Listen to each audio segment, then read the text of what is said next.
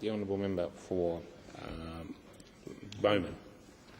Thank you very much, Deputy Speaker. And look, this is such a complex issue that clinicians and social workers and a number of professions have worked on for generations now, and we are no closer to a solution, Mr Deputy Speaker, to that of problem gambling.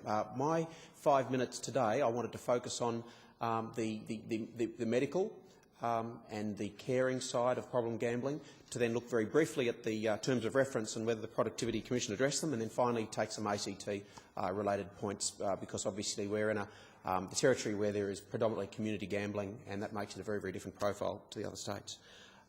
Deputy Speaker, we've been working on the medical model with everything from SSRIs to opiate antagonists as medical treatments, and then you work your way through peer support and self-help groups and banning lists so that people don't enter areas of gambling, but still we are a long, long way from a solution. And that's why the terms of reference were developed, and the Productivity Commission addressed this very, very important issue and area.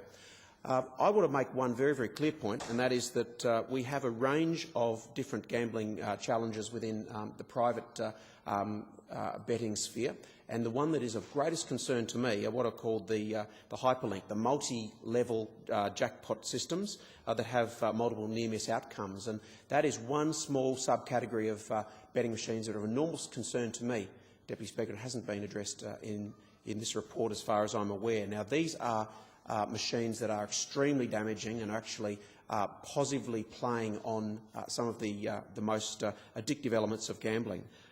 What are they? Well, they've been listed in DSM-4. They've also been developed in a number of studies in the United States. But in essence, it's the preoccupation and the thoughts about gambling that never go away.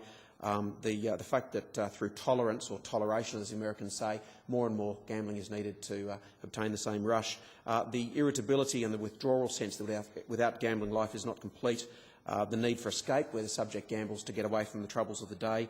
Chasing, where once one loses, one feels the need to bet again to win those losses back. Lying, where you hide the extent of one's gambling. Loss of control, where you can successfully attempt to reduce gambling. And then, of course, illegal acts, where one will actually break the law to obtain the money to gamble.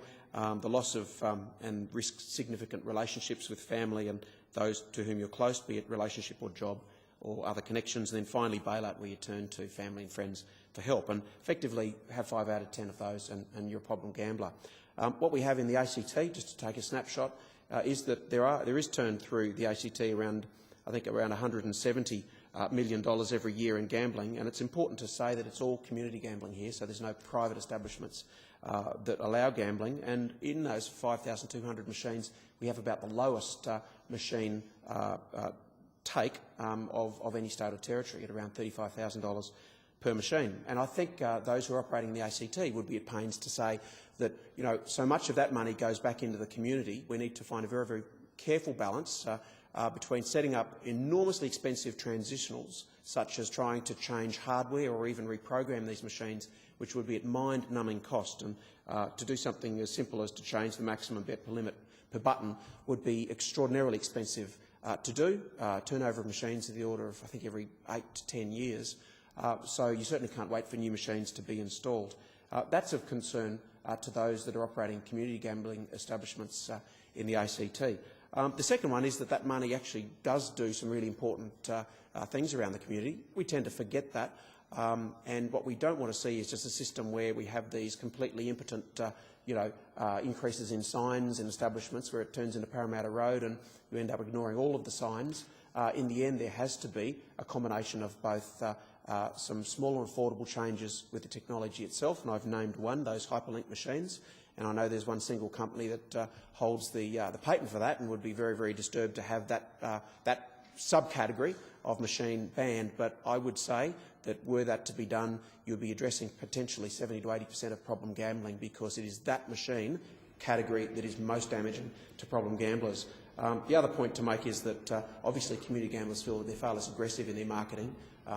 With private gambling, of course, every increased dollar in gambling does go to the establishment itself, and that's a far cry from community gambling. So, look, in summary, we're heading as hard as we can on medical solutions. We're looking at community support for problem gamblers. We know in the end that no matter what card or identification system is introduced, problem gamblers will go to extraordinary steps to bypass them. So I support some of the recommendations from the Productivity Commission, but acknowledge that probably the one that I support most strongly, and that is the most damaging of all, they're the hyperlink machines. Order. They should be the focus of this report. Order.